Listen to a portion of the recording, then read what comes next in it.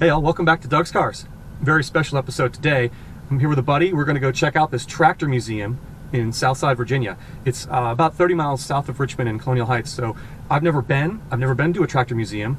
I didn't even know such things existed. So we're going to take the M4 here and head on down I-95 to check this place out. It came about because when I was in Wichita last month talking to WatchJRGo, you should follow him if you don't already, he does a lot with tractors, and me living in a city, haven't had that much interaction with tractors, but I can understand them from a mechanical perspective and find them interesting.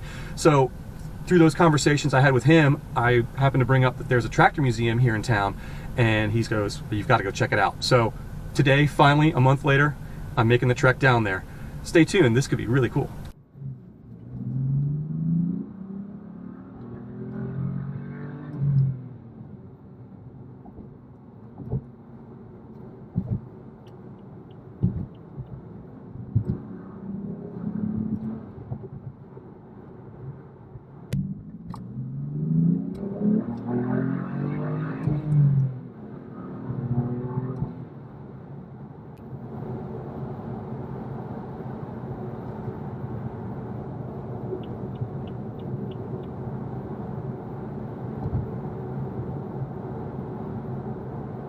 So we just pulled up here at the tractor museum, and right by the parking lot is this awesome Chevrolet 5100 towing this trailer full of shoe boxes. Let's see, 56.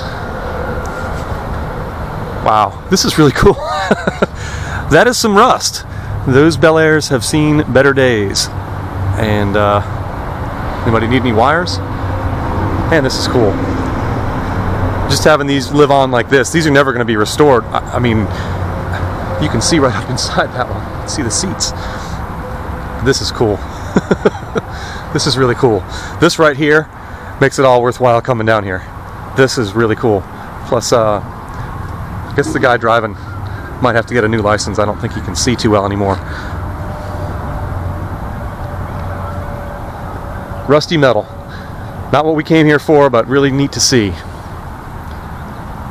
Alright, well, let's head on inside and see what they have to offer indoors. Welcome to John Deere land. A lot of these are from the 50s, but man, these are all pretty cool. But I found one that I like the best so far, and that's this 60 Orchard gas with the racing fairing, as I call it.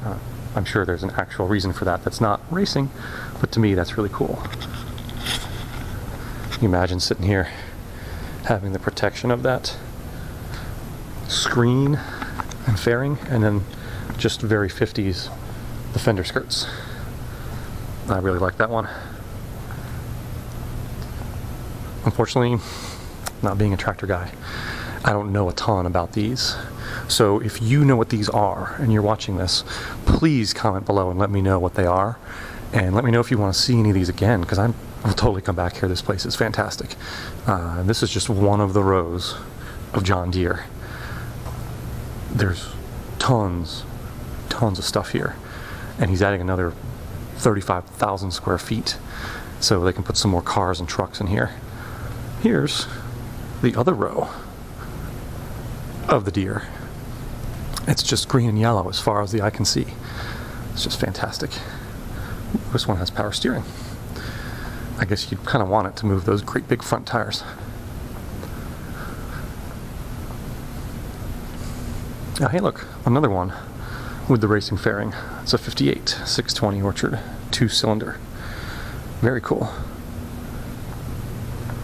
I mean, when I read the reviews of this place and people said they were spending 4 hours in here, I get it. I totally understand why they would do that.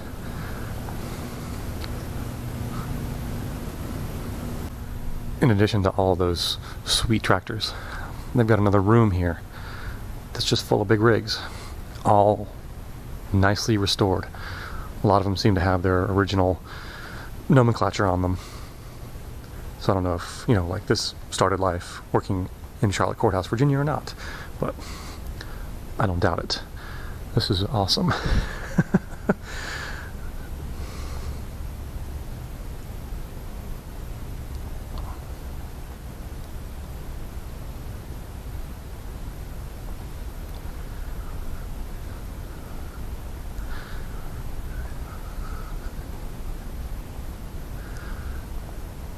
blue on that Mac is really cool. I know it's a Pepsi truck, so it's going to be blue, but that is just a really nice color.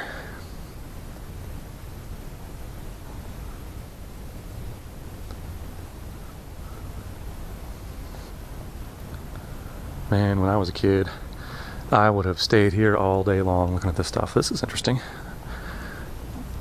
Cab over with the engine sticking out in front. That one I've not seen before.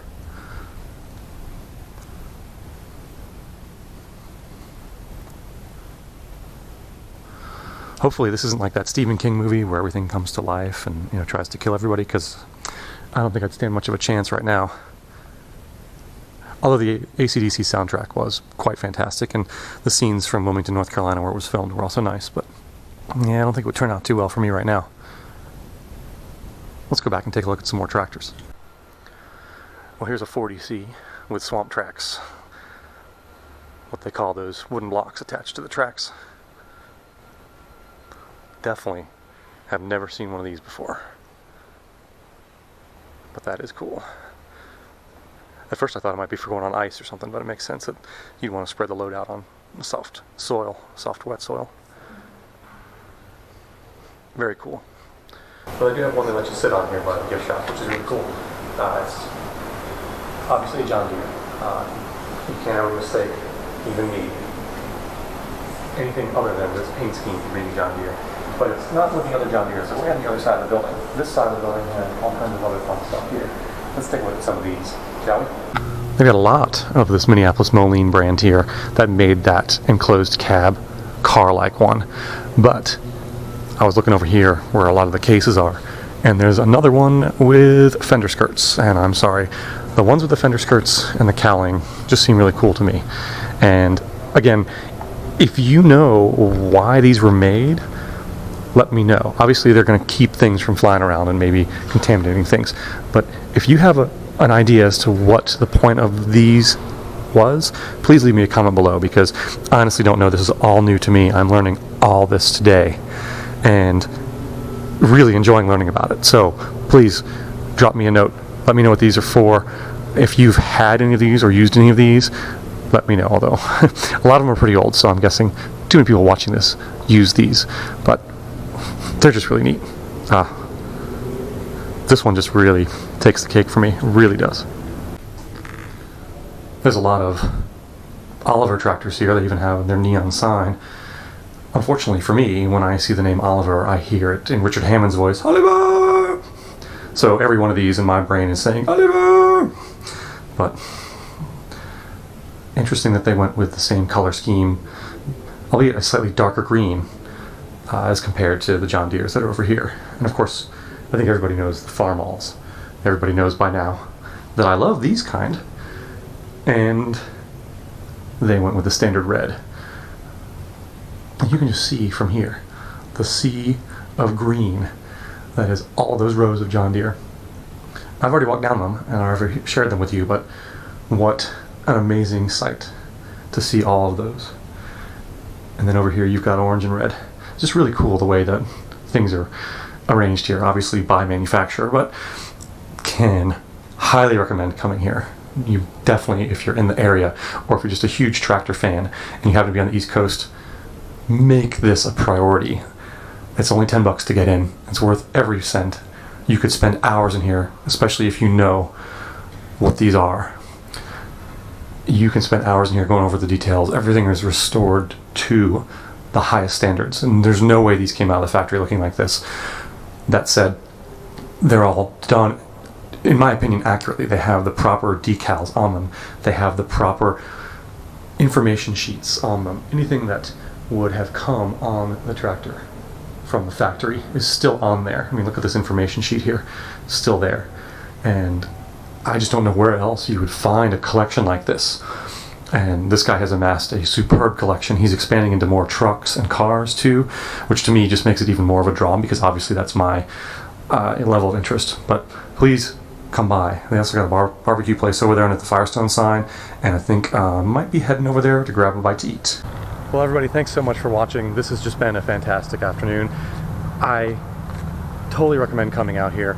I want to thank WatchJRGo so much for wanting me to come visit this place when I was hanging out with him in Wichita last month. It's, like I said, what little I know about tractors I kind of learned from watching his videos about them. So please give him a follow if you're at all interested in tractors or anything else, because he apparently just brought home an Audi R8 manual today. So he's going to have a ton of fun content with that, I guarantee. But this has been so much fun. If you're on the East Coast, you're driving up 95, it is right on the highway. You can't miss it. You can see it from the road. Stop off. There's a great barbecue place in here, and I was very happy to see reviews of this place before I came here saying how much fun it was and how they'd spend hours here and always bring the kids here and stuff, because I didn't know what to expect. I'd driven past here a million times going to the Outer Banks and had never been in, and I am so glad that I made this trip. So once again, like, share, subscribe, and I just appreciate all of you watching my videos.